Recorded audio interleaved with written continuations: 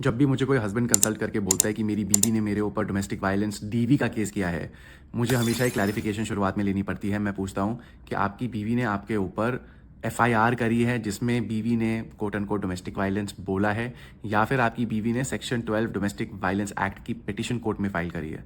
अब ज़्यादातर लोगों को समझ नहीं आता है डिफरेंस। मैं कहता हूँ एज अ जनरल लेमैन आपको ज़रूरत नहीं है समझने की डिस्टिंक्शन, पर अगर आपके खिलाफ केस चल रहा है या फिर आप वकील हो जो अपने क्लाइंट्स को डिफेंड करते हो, आपको ये डिस्टिंक्शन समझने की बहुत ज़्यादा ज़रूरत है। क्योंकि डोमेस्टिक वायलेंस का एज सच कोई क्रिमिनल लॉ में किसी को जेल भेजने का प्रावधान नहीं है। क्या मतलब है इससे मेरा?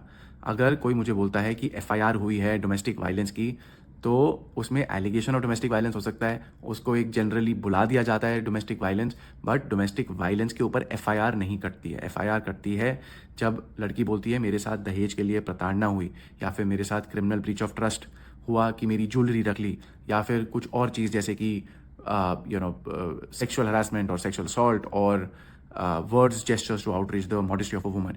इन चीज़ों पे एफआईआर करती है, और सबसे पहले जो दो मैंने ऑफेंसेस बताए उन पे 99% एफआईआर करती है। वहाँ पे जेल जाने की पॉसिबिलिटी है। पर अब अंडर डोमेस्टिक वायलेंस एक्ट, एक तो डोमेस्टिक वायलेंस की जो डेफिनेशन है वो बहुत एक्सपेंसिव है और वो काफ़ी सारी चीज़ों को इंक्लूड करती है, including physical, emotional, mental, economic violence. पर डोमेस्टिक वायलेंस एक्ट के अंदर कोई भी जेल भेजने का प्रावधान नहीं है, अनलेस आप जज ने ऑर्डर कोई मेंटेनेंस का या रेजिडेंस ऑर्डर का या किसी और चीज़ का पास किया, उसको आप वायलेट करते हो, उसके अलावा और कोई प्रावधान नहीं है। ज़रूरी क्यों है आपके लिए समझना अगर आपके केसेस चल रहे हैं?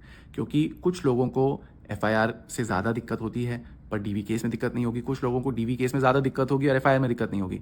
कई बार बीवियाँ एक केस डालती है, दूसरा केस नहीं डालती है।